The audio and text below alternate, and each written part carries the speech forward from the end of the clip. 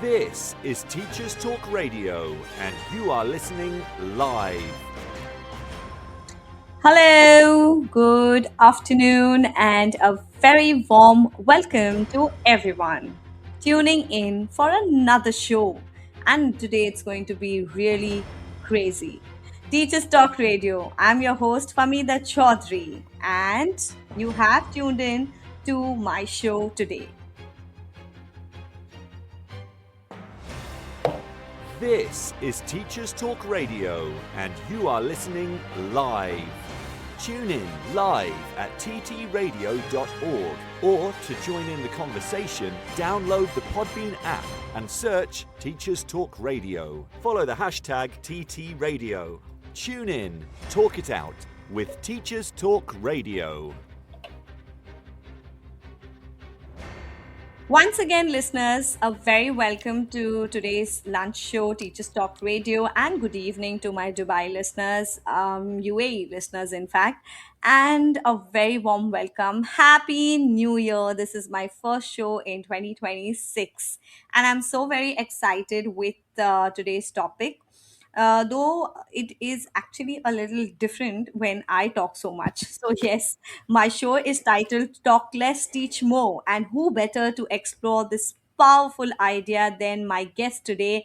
And it is none other than Kais Saidi. He's an experienced English educator, consultant, and passionate mentor with a rich background in ESL and middle school pedagogy.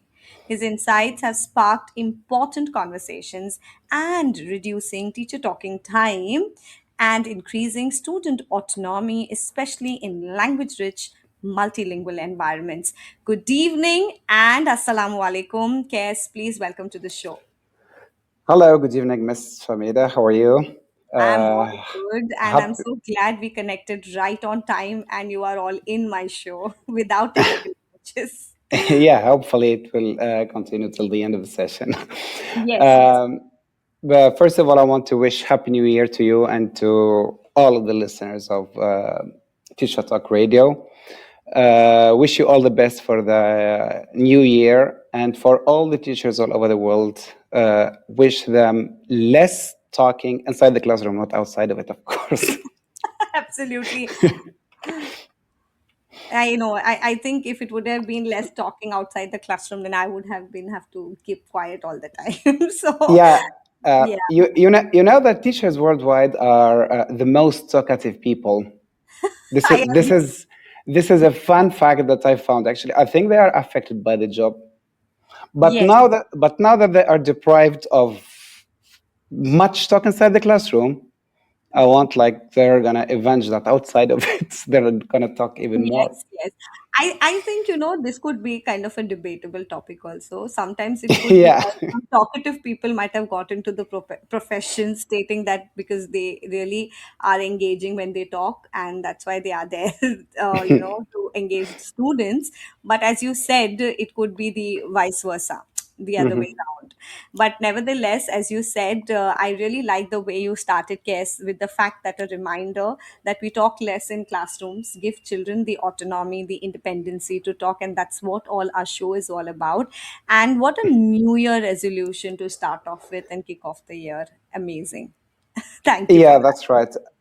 Actually, achieving less talking time in the class, it's not something that we can do overnight. It requires a lot of discipline, it requires a lot of time, and it requires a lot of practice as well.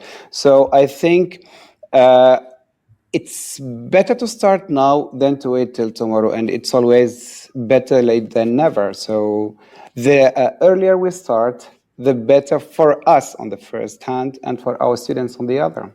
Great. As it said, practice makes man perfect, and Yeah. the more we practice it on day-to-day lessons, and I'm really off the fact that being here in UAE, this is something that is already been there. Like even me as a teacher, I know of reiterating of the fact that we talk less and have the children speak more and have the conversations in classroom students more, because more our job is definitely shifted more of a facilitator rather than being completely didactically teaching. Y- And to start off with, Kes, I'm so glad that you said that we have to practice this. This will not happen overnight. So you are here to help us, support us with this, and understand the entire thing of this, talk less. Why talk less? So my first segment is related to this. I'm sure you have a lot of background knowledge to give to us to begin with, and throw light on how did mhm. all this actually began, and how we need to go about. So I'm going to break the session, our show, into segments, and to start off with, why talk less. Okay, thank you, Famida. Right, before we start with practical classroom strategies and what teachers should do and what teachers shouldn't do, I want just to shed some light on the historical background of the concept of TTT, or teacher talking time, as we call it.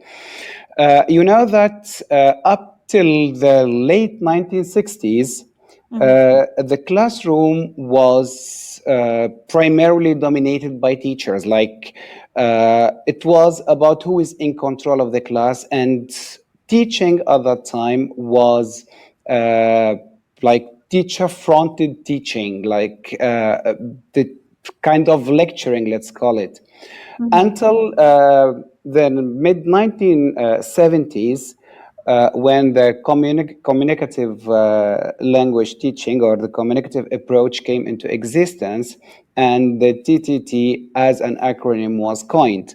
Mm-hmm. Uh, yeah, and then later on, it has a lot of research was made about the strategy, about how to measure it, what is the ideal percentage of teachers talking and students talking. However, when it comes to teaching, it's not always a clear science like math or science or physics. No, it's always subject to different points of views.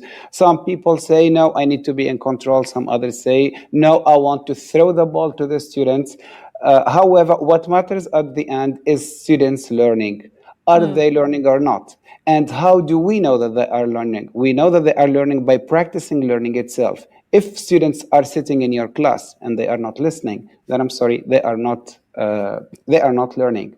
Mm-hmm. Students need to have hands-on activities, need to practice whatever it is, language or science or math or whatever subject they are teaching, they need to practice it. Okay, and hence, TTT became like a buzzy word actually, but it's a buzzy word in a positive way, not in a negative way, because it opened eyes of educational researchers, teachers, linguists as well, to the importance of students talking in class.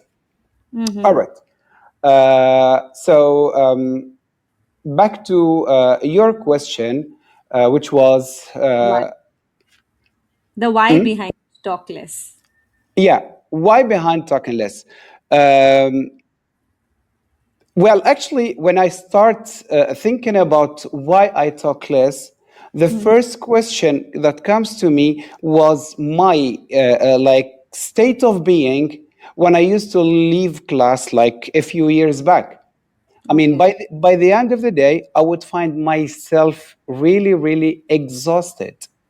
I Mm-hmm. mean, I felt that I gave 100% or even more of my effort, of my energy. And then by the end of the day, I would ask myself this question: did my students learn anything? Did all of my students listen to me? Did I achieve my learning objective? And sometimes the saddening truth was that no, not all of them, or not even the majority of them. Why? Because I was talking a lot. Mm-hmm. Okay, so it was kind of it starts kind of a frustration with myself.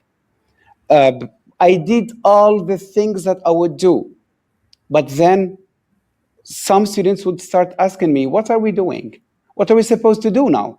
Mm-hmm. So here I kind of self-reflected on my practices, self-reflected on my teaching practice inside the classroom, and I discovered that if you have in your class in the same session, if you have like two, three, four students asking you, what are we supposed to do after you explain the task, then that's not that they are being annoying, or that's not that they do not understand. It's because the instructions were wrong.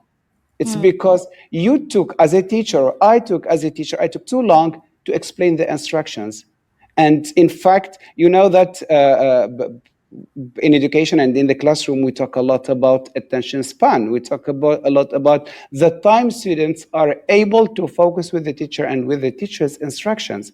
So if you spend too much time talking and by the end, students ask you, what are we supposed to do now? Then that's feedback. And Correct. that means that your task or your explanation is not clear enough as a teacher. Absolutely. I think I'm really what you say. I'm also gone into the self-reflection mode now because I feel when you mentioned the two feelings, one is first the exhaustion, and I think yeah, at times we do get exhausted. But as you mentioned, this could be when you say exhaustion, case I'll take it in two ways from my Mhm. understanding. One would be yes, it would be completely with teaching, and the other would be the classroom management. I mean to say, I think again, if we have less of the TTT, we are trying to kill both these things with one shot, because sometimes I when you said exhaustion, the teacher's exhaustion starts off more of when there is teacher talk, and at simultaneously, as you said, they might not understand and the engagement will be less, and then classroom management issues will also get added too. I'm not sure, I Ex- don't know if you agree Yeah, to. exactly. And one of the best ways here to deal with behavior issues, it's to keep the students on their toes. How to keep the students on their toes? It's just by raising engagement. Well, it depends on different classrooms. Actually, it's a huge other topic that you Correct, can absolutely. specify. Yes. But the shorter your tasks, the more students work, the Hmm. less behavior issues they will have. However, there is an issue here. We have to think of like the challenge zone for those students. If you Hmm. are challenging them too much, also they are not gonna respond. And if you are challenging them just a little or not giving them any challenge, then they would find it too easy and they would drift away in both cases. So your challenge has to be at the exact same level of the students so that they can grow and they can learn in the class. When it comes to exhaustion because of the TTT, I 100% agree with you because I lived that a lot and I experienced that over and over again until I reached a turning point. Hmm. Um, at a certain point in time, it happened to me that uh, I got mad and I just gave one sentence instruction, and that was like an aha moment in my life. That was like the turning point in my life Hmm. because then I realized that my students got exactly what I needed them to do and they started doing it. Okay. So I built on that and I carried on. So if they got me, if they got what I wanted at that time, Hmm. then my students are able just to learn by themselves. Why Hmm. do I keep exhausting myself with talking? Correct. And bit by bit, actually, when we think about a TTT, you cannot go from like 20 or 30 minutes a period to 0 or to 2 minutes in the next period. Now that's impossible. But we Correct. need, as we said at the beginning of the session, it's just a matter of practice and it's just a matter of discipline, Hmm. and it starts building up bit by bit. Absolutely. I think, as you mentioned, Kes, the very important point of self reflection. And I'm sure as an educator, definitely we have that time, or we do sit and reflect on, was this lesson an outstanding one, or was it good, or, how did it go about? Also, the feedback. I like the way when you mentioned when children responds to our teaching, it could be as simple as asking back, like, you ask a question, what I taught, and if the child is blank and he's questioning back what the topic was, Yeah, instead of exactly. wanting us to think over, like, even if I've spent 10 minutes in the class, what did I do if my kids have not understood?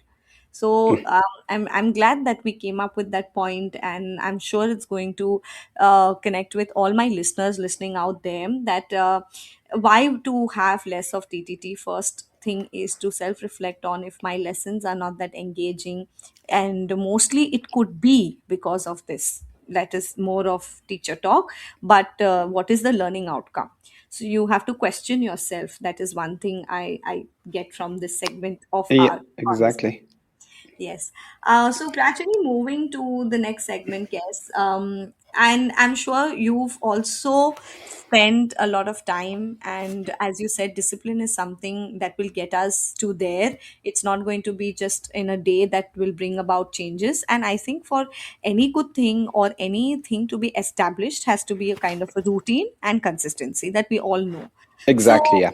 yeah, moving about with what were the strategies that really worked out with you, like, something very simple or practical.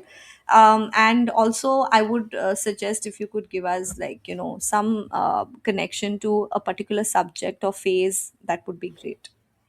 Yeah, sure. Before we start with the strategies, Famida, I want to talk. It's just one remark I want to say. Do Sure, sure. not, in your class, do not try to save your students too early. Okay. Okay? If Okay. you try to save them too early, they would become more dependent on you. And when they would, and they will become more dependent on you, they would become a burden in the class. They wouldn't lead their own learning. uh, can you elaborate a little more, like All with an right. example? So here, from a perspective, from a teacher's point of view, Mm-hmm. and it happened a lot to us. It happened to me whenever, like in the past, whenever I had an inspector, Mm-hmm. I would start talking. Sometimes I even think about it on the spot. Why am I talking too much?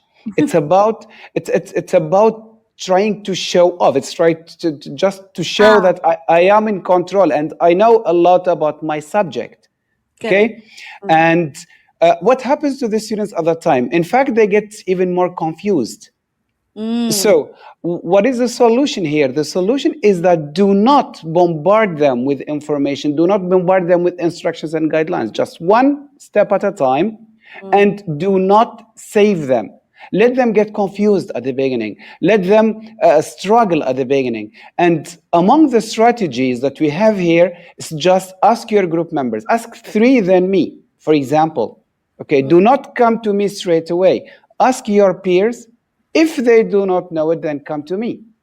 Okay. So here, when I think about the strategies that, I just like, want to add one thing here, Kes, before you go to the strategies. I'm really mhm, happy that you brought this point when you say this moment, in fact, of letting the kids explore themselves, or give them that time to understand instructions. I just thought of one example, like, when you have an examination going on, this is with the little ones, especially maybe mhm, the primary students. At the moment you give the paper, you will find them, they'll read and they'll quickly just keep on asking, what am I supposed to do here? Or what does this question actually mhm, mean? Because as you said, maybe, there hasn't been a kind of a routine where we've given them that thinking time. Okay, fine, this is a question. You break it down for yourself.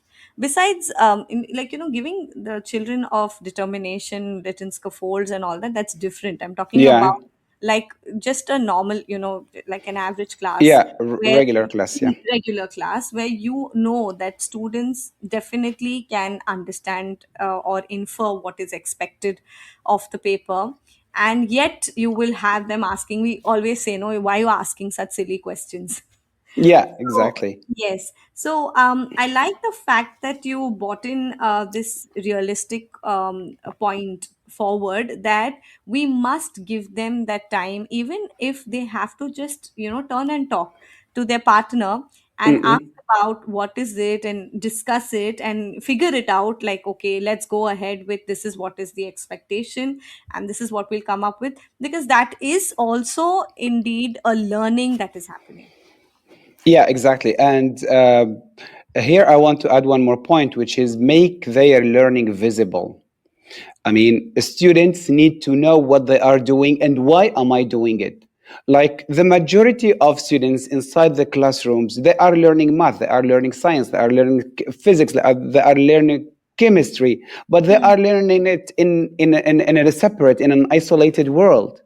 They Hmm. do not connect it to the world. This is number one. And they do not know why they are doing this at this time. Correct. You see what I mean? Like, for example, sometimes my students ask me, why am I reading this text? What am I gonna do with this text? Hmm. How is it gonna help me in the real world when I come when I go out of school? How am I Hmm. gonna use this text in my real life? So once a teacher is able to answer such a question, it means that he reached a point where he can or she can relate the classroom environment to the real world, and that connection is essential to the learning process of the students. Okay, so Absolutely. students need to know what they are doing in the first place and how they are doing it. Okay, so here Hmm. uh, uh, the main strategy, just to talk less in the class and to teach more, to make your teaching better, but at the same time talk less, is just it's a design. It's not a personality. Okay, for example, I can speak about uh, let's say one sentence direction with visuals. Okay, Okay. just give one sentence. And a lot of teachers here, they undermine the importance of visuals. Visuals are at the core of the teaching and learning process. A lot of our students, they are visual learners. Hmm. Okay, so Yes. if we just add instructions on the board and our students have no idea about those instructions, or our students are visual learners, then you are ignoring a percentage of your students. You are not catering for them. Hmm. You see what I mean? Yes, So yes, absolutely. so here, visuals with the instructions, with the written instructions on the board, will make sure that you are taking care of all students' needs, or all of the types of learners in your class. Uh, Another strategy is to model fast. Do not take time. Do not spend 10 minutes explaining and modeling a task. No, it's just two minutes of explanation, maybe 1 or 2 minutes of modeling the task, what they are supposed to do, and then throw the ball to them. Go Hmm. ahead, it's your turn. The teacher's role has to fade bit by bit as the lesson proceeds. And that's Hmm. why we call it the here. I mean, I am a big fan of the gradual release model. How Hmm. we start with I do, then we do together, then you do alone, and the role of the teacher starts fading from one stage to the next within the lesson itself. Hmm. Okay, something else, or another strategy to talk less in class, it is to check understanding without the need to answer your own questions, which is the short AFL, the assessment for learning. Hmm. Okay, students can use gestures, can use fingers, can use one word, can use the mini whiteboards. They can use pairing strategies. Turn to your friend and explain one concept that we have just seen.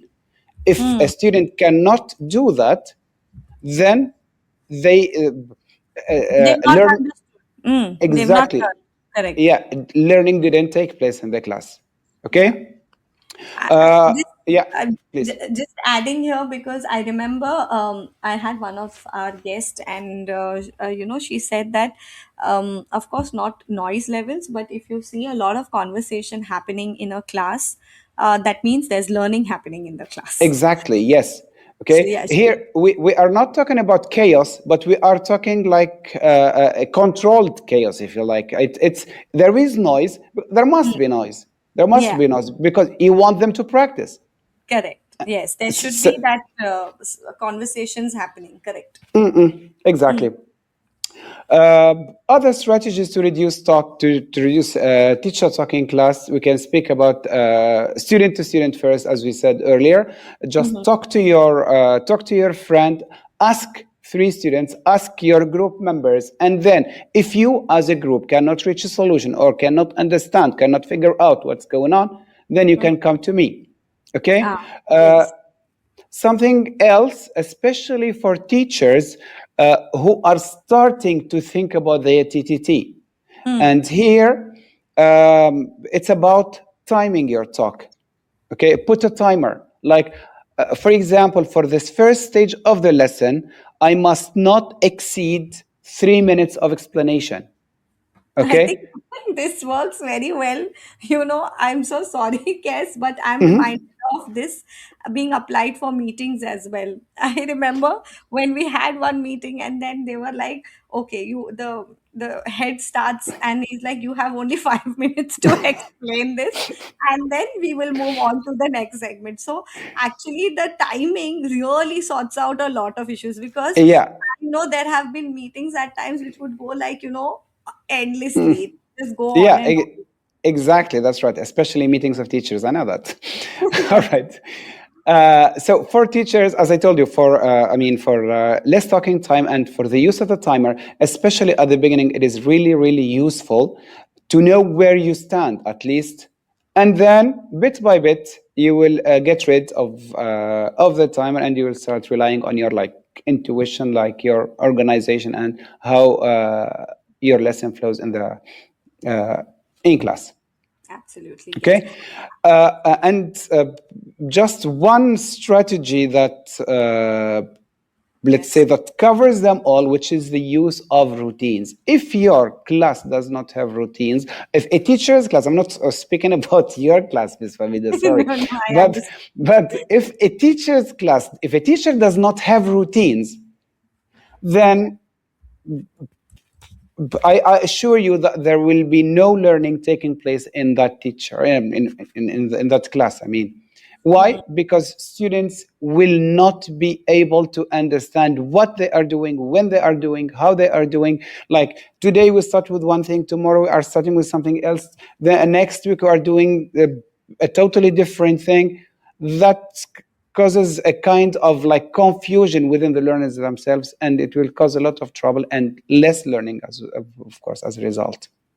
That's absolutely bang on. It is like points I've just noted in our chat as well. I'm sure it's going to help, our educators at large listening to us, all our listeners, and when we go on air also on our shows, I'm sure these going to be really handy strategies to reflect on. And something that I just want to summarize before we go in for a news break, I just want to say fun thing is as educators to start off is with self-reflection. Let take your students responses as a feedback and reflect on your practices. Secondly, when we want to start with the less TTT, I think as Kes has mentioned, go one by one, like one at a time.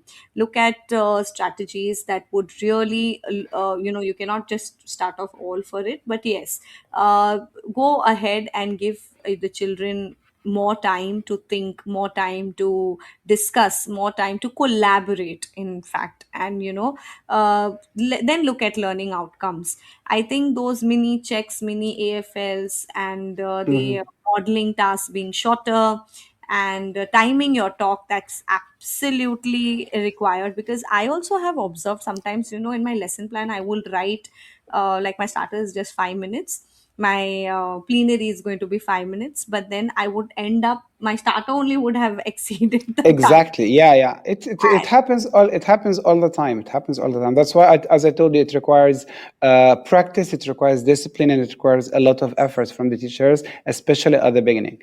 Okay. And I also realized that putting the timer and the routines work hand in hand. Because if I know I have worked with a starter and there's been a kind of a practice, as you said, if I've used some visual and I have just taken a one word response and I've tried to cover all, like responses from all, whether it's using whiteboard and projecting the answer, or some strategy which is a part of my class routine, and it's Yeah. consistent quickly done, then my timing works well. So I think, you have to have these strategies synced well so that you get the learning outcome. Exactly. And just something to close with for this part, it Yeah. is the fact that a teacher's voice must create action, not replace action in the class. Amazing. That's a good thing to note down. It's not replace, correct. Yes, you could repeat it once more, please. I think this has to sink in for everyone. Yeah. Yeah, please repeat it once more. So I said that a teacher's voice must create action in the class, not replace action. I think that's a very good thing to take away in the break. I think, yes, we'll take a news break right now, and we'll be back with the further segment of our show and look at some more strategies and insights with respect to less teacher talk time. Sure, sure. This show is brought to you in partnership with Hachette Learning, publishers of professional development books and resources that support great teaching and learning in schools around the world. Level up your professional development today and visit hachetlearning.com to explore the full range of titles. Teachers, have you heard of Bet UK 2026? It's the world's biggest education and technology event, and it's completely free for educators. From keynote speakers and panel sessions to CPD accredited workshops and networking, Bet UK 2026 is where educators from across the globe come together to share ideas, spark inspiration, and find solutions that fuel our mission to drive better education globally. Get your free ticket today at betshow.com. Hey teachers, it's Tom here from Teachers Talk Radio, just dropping in to tell you about Teachers Talk Connect 2026. We are back with our amazing big annual CPD and networking extravaganza in Manchester. It's on Saturday, the 14th of March, and tickets are completely free for teachers. Just head over to ttradio.org/Connect 2026 to grab your ticket today. We can't wait to see you there. This is Teachers Talk Radio, and this is Teachers Talk Radio News.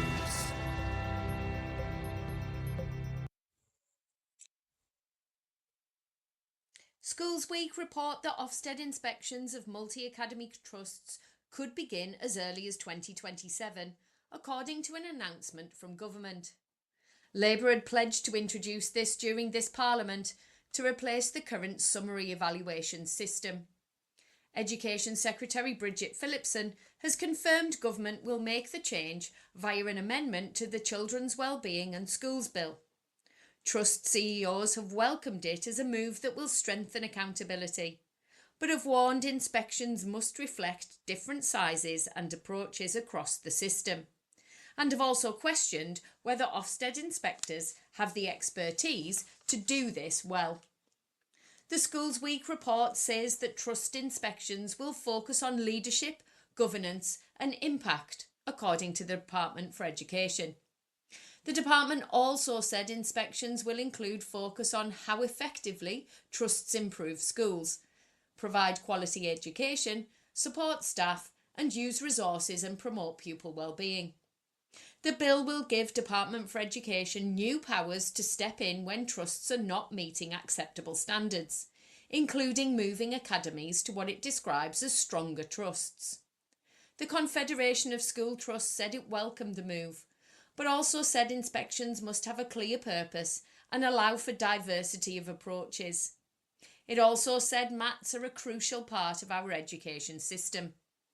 Unions also responded and said the plans were welcomed in principle, but ASCL stressed that it shouldn't add to leaders' workload. And the National Governance Association said the framework should avoid disincentivising trusts from taking on those schools who need most help.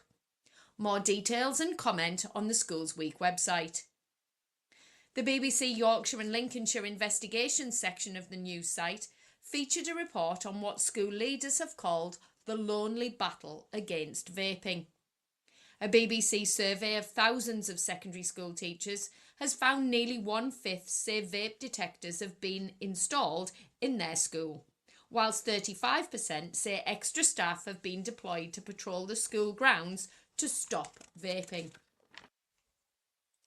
The government has said it is taking urgent action, but heads and other leaders say it feels like they are all acting alone.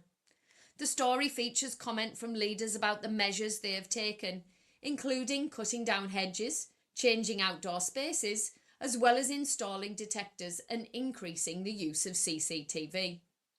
Leaders are also increasingly worried about the use of illicit substances in vapes. There are calls from unions for government to fund education programmes for pupils about the dangers of vaping and for clear guidance on how to tackle the issue. According to the World Health Organization, children are 9 times more likely to vape than adults. A WHO study estimated that 15 million children aged 13 to 15 use e cigarettes worldwide, fueling a new wave of nicotine addiction and undermining decades of progress. A Teacher Tap survey of nearly 7,000 teachers in England found that 52% of respondents consider vaping a problem in school, but this is down from 74% in June of 2024. This could suggest measures to tackle the problem are working, but it's still too early to tell. More details on the BBC News website. Schools Week says that all schools, colleges and Year 11 pupils in England will have the option to view GCSE results on a digital government app this summer. The Education Record app is being rolled out nationally after a pilot in Greater Manchester and the West Midlands last year, although only 6% of invited settings actually took part. If taken up nationwide, ministers believe it could save schools and colleges up to £30 million, including by getting rid of photocopying and reducing manual data entry. Pupils will still go into schools on results day to meet with staff and receive their grades, which would appear on the app later. It would make it easier, however, for students to enrol with post-16 providers. Schools Minister Jackie Smith said no student should have to rifle through drawers looking for crumpled certificates. More details about the app, the rollout and further comment and reaction can be found online. Finally, in the USA, a major teachers' union has filed a federal lawsuit against the state of Texas, according to an article in The Guardian. The union is challenging what it calls unconstitutional investigations into hundreds of educators who posted comments on social media following the killing of activist Charlie Kirk. The Texas American Federation of Teachers, which represents around 66,000 public school employees, is asking a federal court to block the Texas Education Agency from investigating teachers as it violates their free speech protections. The lawsuit follows cases where teachers have faced disciplinary measures after making posts on personal social media accounts. The filing says teachers do not surrender their First Amendment rights simply by virtue of their employment as teachers.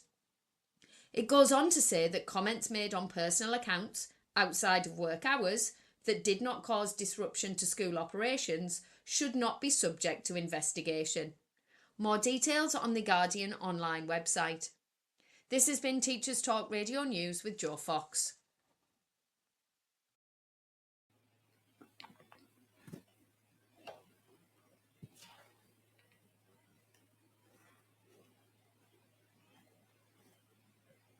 Okay, welcome back to Teachers Talk Radio. That was the news for today. And if you are just joining us, I'm Famida Choudhary, and today we are unpacking a powerful idea with my guest, Kais Saidi. Sorry. Talk less. Hello from it again. No, no, no problem. It's fine. I'm so sorry. Before the break, we were having an honest conversation about why teachers sometimes talk too much. Not because students need it, but because we feel that need to explain, control, or even prove ourselves. And that was one point I think I like what Care said, that you might have an observer in the room and then you're trying to explain a point, but indirectly you might be trying to be in the show off that you know more and teacher's knowledge is there, or you might Yeah, be confirming for that fact.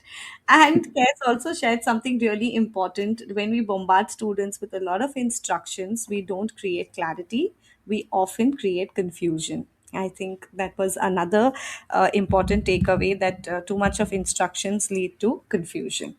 So let's take this forward, Kes, and move on to our next segment. And I would like to look into productive struggle or student independence. And I just want to think of, Kes, that you said, like, I really want to stay with for a moment. Don't save them too quickly. Okay. So you spoke about like allowing students to feel a little confused, to struggle, or to ask peers before coming to the teacher. So I want you to, before we go literally to the segment, when you say this productive struggle, or we said not chaos, we're talking about controlled conversations. How the teachers can take this forward in lessons? Okay, thank you for the question. It's a really important one. And actually, a teacher, when we as teachers prepare our lessons, we must not think of our plan or think of our presentations or think of our materials we are providing to the students. We must not think of it from a teacher's perspective or point of view, but rather from a student. So when I prepare my PowerPoint in general, I always think, what would my students do when they see the slide? Are Ah, they able to understand this without me intervening? Are they able to stick to the routines that we are using on a daily basis in the classroom? Are they going to ask questions for clarification? If I get like uh, more than 3 or 4 questions, then there is an issue with the slide. And it happened a lot, believe me. And every single teacher goes through these stages. It happens a lot that sometimes I prepare what I think of as the perfect presentation. I say it's like a bulletproof lesson. And then when you bring it into class, you discover that no, this is not right for students. Yes, your PowerPoint is amazing, hmm, but do your students understand what is required of them? absolutely. It should be self-explanatory, basically. Exactly, yes. Or at least with a minimal explanation from the teacher. Mm. So that is like at the start of it itself, you've managed your teacher talk being less, because you've given, like as you said, you've thrown the ball in the students' court. Like Yeah, they have to yeah, deal with, they have to go ahead with it, and they feel like they are not wasting their time in asking yet, what am I supposed to do? exactly. And that's why, as we said earlier, the use of visuals with your written instructions is really, really important. Yes, I do agree with you. I remember, as simple as when I give some comprehension questions for students, like they've read the passage and they have to write the answer to it. And sometimes we have these notebook expectations. For example, it's like as trivial as where to write the answer, where to write the title, should I Yeah. leave a line and write, should I this? So initially there used to be a lot of questions, and then what I did was, I of course we have IWBs now everywhere. You have tech which can support teachers. Even like if I have to give them like a clear example of a red and blue line written work, I have it on my screen. As you said, visuals really work well. So when I started creating notes in a matter, like with one example initially, what I called is like, what I'm sure we all call it, like what a good one looks like. What is Exactly, yeah. It's right? it's it's modeling for them, yeah. Modeling, yeah. And even modeling, if it is not modeling where the teacher is explaining, but it's a visual where that Yeah, part itself is also in the learning process, where the child is exactly. looking at it and is breaking it down in his mind as what is expected and going ahead with the task itself, rather than wasting time on asking questions. So yeah, I think that's one great strategy. I'm sure most of the teachers are following, but as you mentioned, it should be not part of a particular activity, but that should be a flow throughout the lesson. Yeah, exactly. Like, for example, currently, my students, I'm going to tell you just a short story about the Sure, importance sure. of routines in the class. Yes. For now, my students, even though they are not like, they are ELA learners, I mean, Yes. uh, they are second language learners, and they find some difficulties with the language. However, they got used that once they are in class, They use their laptops. We have discussions on the school LMS. They look at a visual on the board and they try to find words. They try to write a sentence that relates to that visual in their canvas, just to conduct a discussion on the canvas LMS.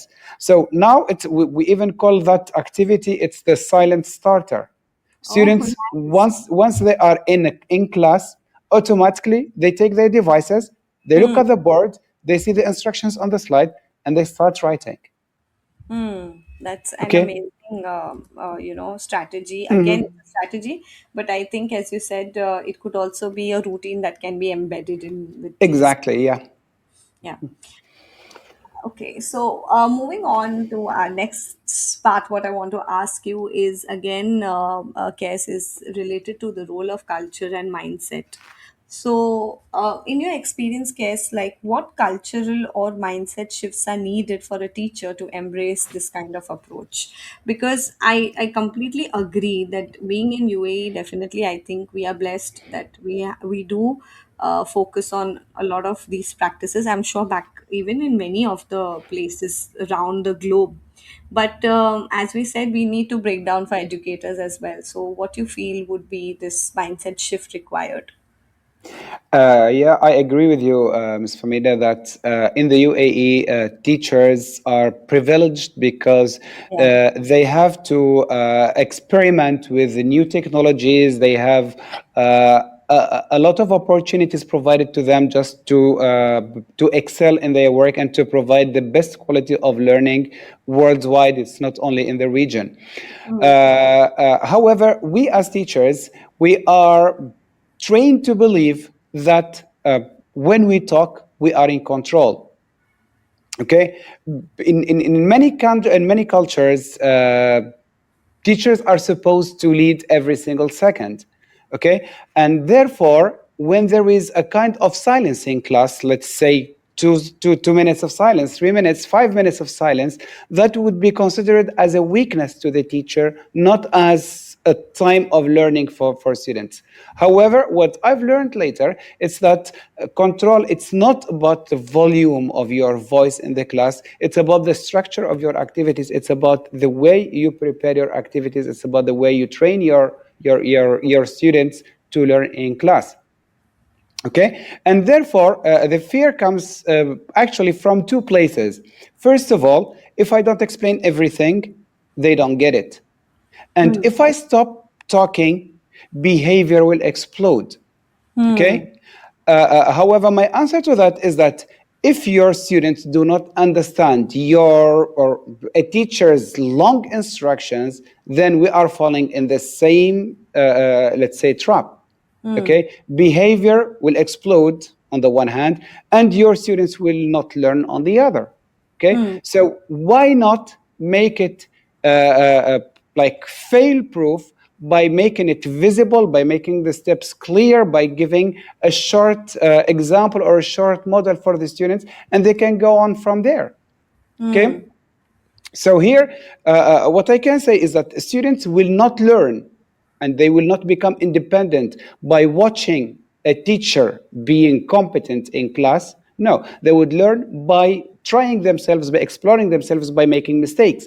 And that's why we need to create a mistake-friendly environment in the class. Hmm. If my class does not forgive mistakes, if my class does not encourage learners to make mistakes, then I'm sorry, it's not a learning environment, it's not a safe environment for students to make mistakes and to grow from there. Correct. Yeah. I think that's such an important reframing case that, and I really want our listeners to sit with this for a moment. I really want them to, reflect. Like you're right, across cultures, not just in our region, but many of us are trained to believe that talking equals to control. And if the teacher's voice isn't filling the room, something must be wrong. So this Exactly. has to be, this mindset shift is required.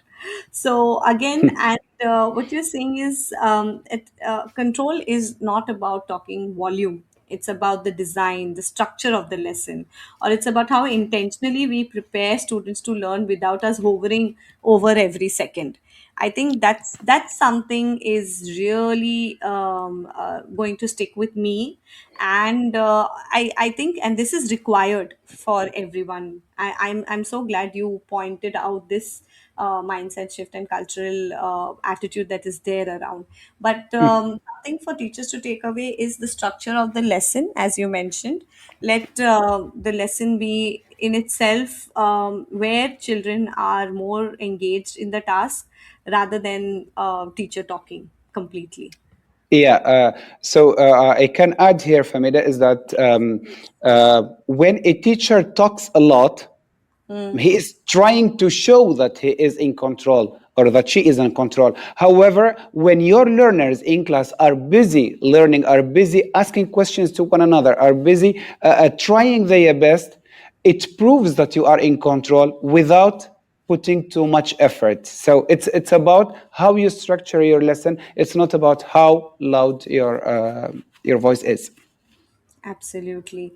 And I'm just wanting, Kes, you to throw some light on again. One, when we are preparing our lessons, definitely, this is very clear how we can, the strategies that I've just put in here, what we discussed, where talking less can become like a kind, again, of a routine of a class for a teacher if we follow these.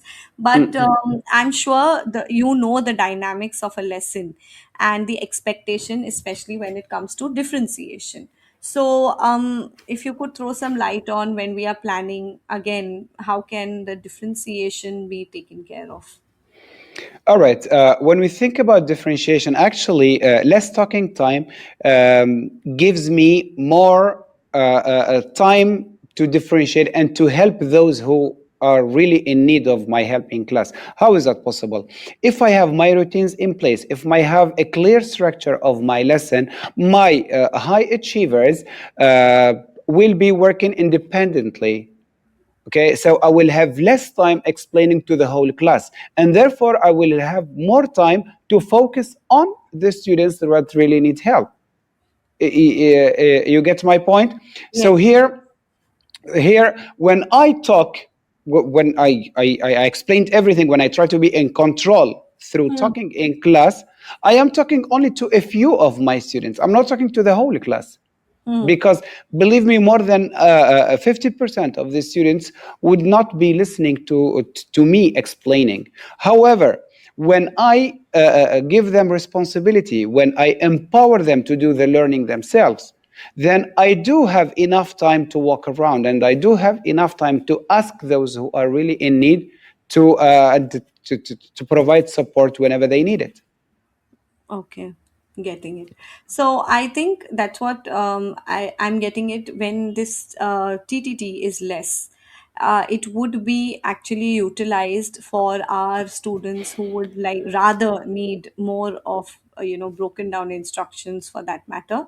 But I think differentiation, I'm sure you can correct me, Kes, is differentiation when we are planning itself. We do plan for those students scaffolds and word bank, and again visuals depending on their learning style, as to what if it's a visual, audio, or any hands-on thing that anyways is taken care of, right? So I think the additional support is given if the TTT is less. Yeah, of course. I totally agree with you, Famida, is that on the planning level, Hmm. but yeah, I do need all of those tools for differentiation, like, for example, extension activities for the high achievers, like just right for the on level, like providing more scaffolds, word banks, sentence starters, visuals, whatever tool is needed for students with like SEN students. However, in class, together with all of these tools, together with the with the prepared tasks, with the pre-made tasks that I prepared at home as part of my planning, I do need to intervene with those students with, like, let's say, with the same students. Why do I need to intervene? Because it happens that together with all of these clues, with all of these visuals, with all of these simplified instructions, they still need intervention. And hence comes your role as a teacher. If you are talking a lot in class, you are not able to provide enough support for them. However, if every like learner in the class knows what they are doing, then yes, you do have time for them. I think that's a kind of, I think, takeaway for all of us, that we talking less can equal to taking care of the needs of our low achievers. Before we close case for today and for my show today, which I'm going to close it with a quick fire round for you. But before I take that, I will be playing a very short break that's like really short, and then we'll go on to the quick fire and we'll end the show with that. Sure, sure. This show is brought to you in partnership with Hachette Learning, publishers of professional development books and resources that support great teaching and learning in schools around the world. Level up your professional development today and visit hachetlearning.com to explore the full range of titles. Teachers, have you heard of Bet UK 2026? It's the world's biggest education and technology event, and it's completely free for educators. From keynote speakers and panel sessions to CPD accredited workshops and networking, Bet UK 2026 is where educators from across the globe come together to share ideas, spark inspiration, and find solutions that fuel our mission to drive better education globally. Get your free ticket today at betshow.com. Hey teachers, it's Tom here from Teachers Talk Radio, just dropping in to tell you about Teachers Talk Connect 2026. We are back with our amazing big annual CPD and networking extravaganza in Manchester. It's on Saturday, the 14th of March, and tickets are completely free for teachers. Just head over to ttradio.org/Connect 2026 to grab your ticket today. We can't wait to see you there. Okay, welcome back. And guess as we end the show, I would quickly go on to my quick fire round. And there are certain few questions which I want you to leave on to my listeners, and also a reflection for you and for me. So before we close, here are the questions. A classroom moment that reaffirmed your belief in reduced TPD. Um, a classroom moment. All right. Once a student that used to rely on me a lot, rely on my explanations and rely on my intervention at every stage of the task. Once I asked him, "Do you need any help?" He said, "No, let me try it first and I will check with the instructions on the board." So that was a moment. I mean, that was one of the best things that a teacher can hear from a student in class. If a student tells you, "Let me try it first, and if I don't get it, I will ask you." I mean, it shows that like 90% of my goal is achieved in that lesson.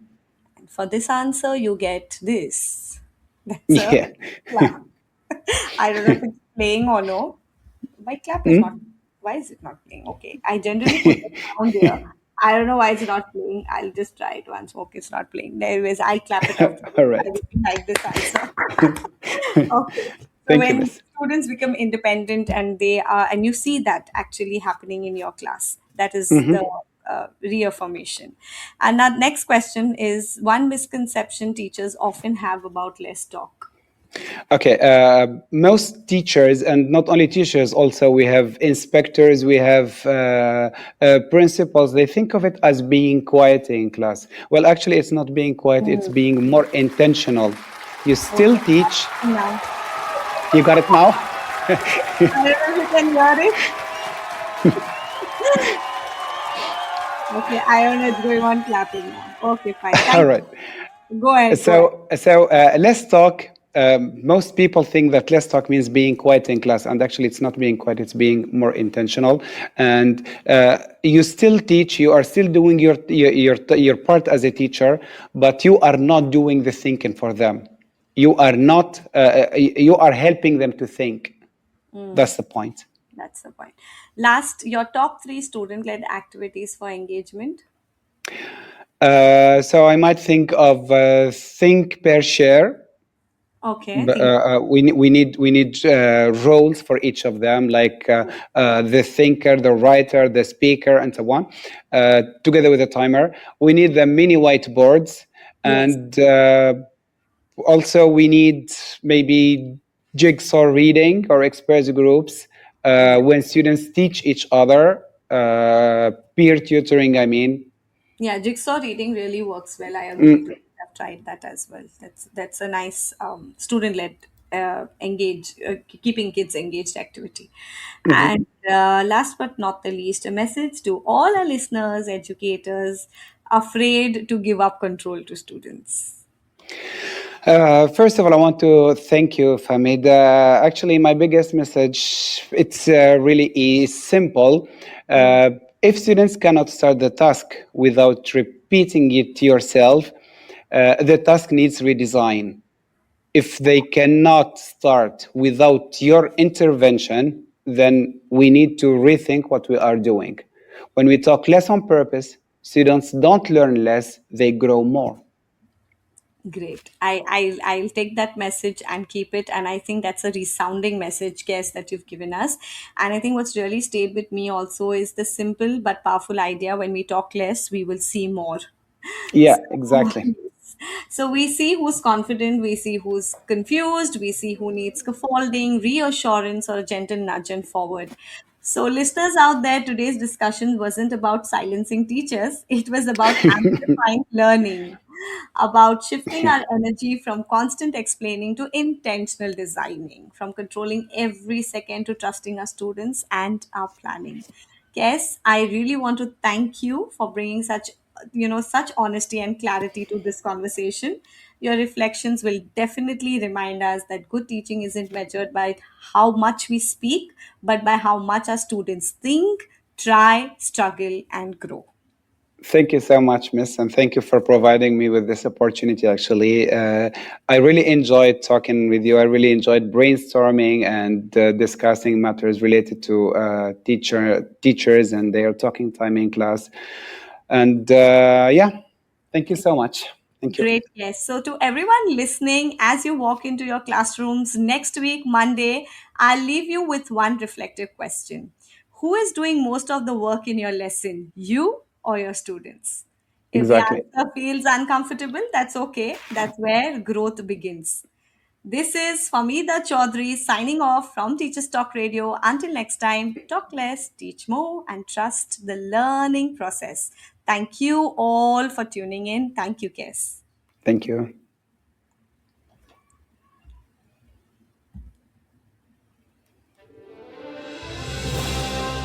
You've been listening to Teachers Talk Radio. Tune in live and listen back at ttradio.org. We look forward to hearing from you next time on Teachers Talk Radio.